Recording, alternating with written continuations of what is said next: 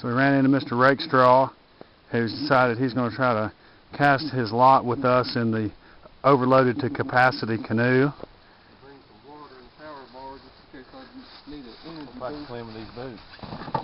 Grady, how do you feel about our capacity on the canoe? We're about to find out. I hope it works. As you can see, we are very loaded down. Loaded for bear. 700 pounds this thing's rated for, and I'd say we're pushing every bit of that.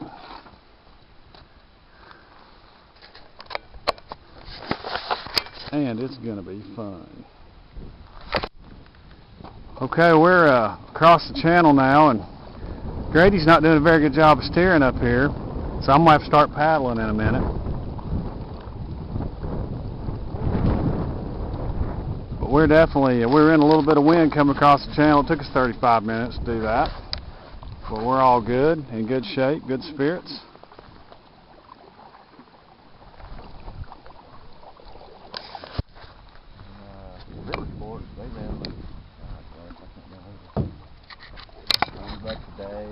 Oh yeah. $200 down.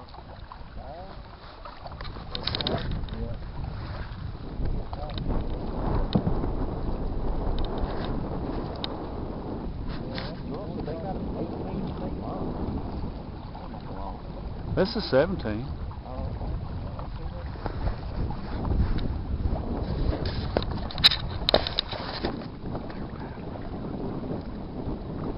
Well, it's hard, isn't it?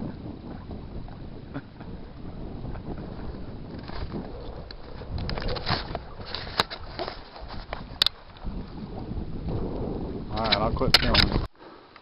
So we have offloaded the canoe and we are moving gear up the hill. Took us an hour and 23 minutes to pull into the headwater of Eagle Creek.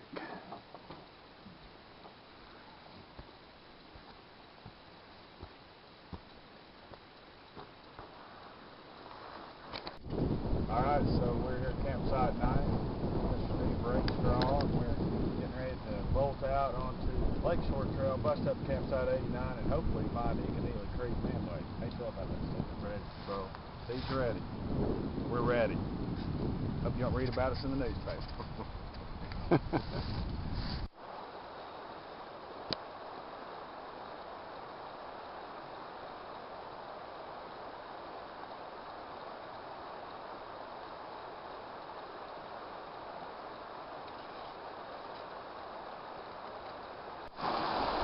Yeah, this is not our favorite part of this little walk.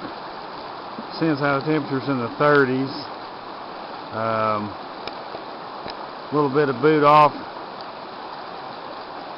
river walking.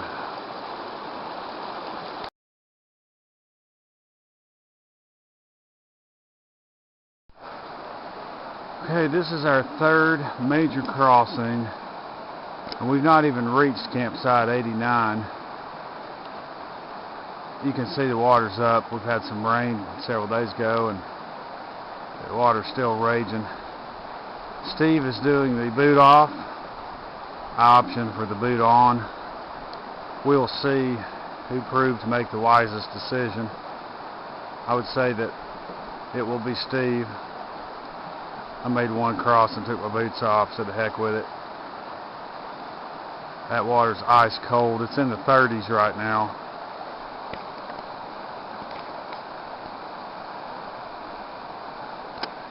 And all these crossings have been about this, at about this level.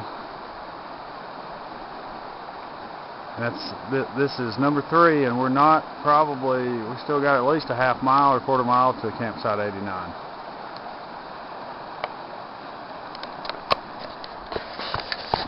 And it's chilly.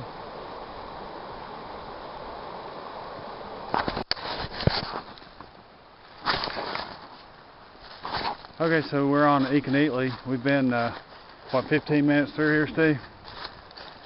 15 or 20 minutes. We're just kind of picking up little faint lines of where something's been. And you just kind of have to feel with your feet and look with your head, because There's not a whole lot to guide you. You can just see little paths. I'll show you.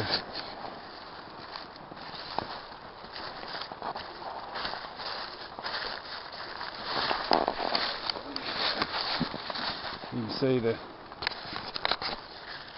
you can see what we're following. It's faint.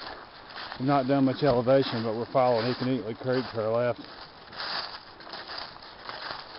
So we're just poking our way through.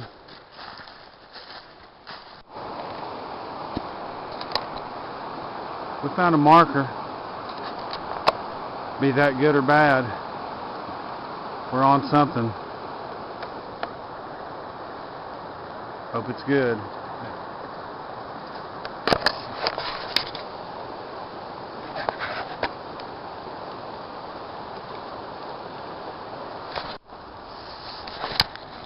We're about 2 hours into our walk up Ekaneetlee Creek Manway.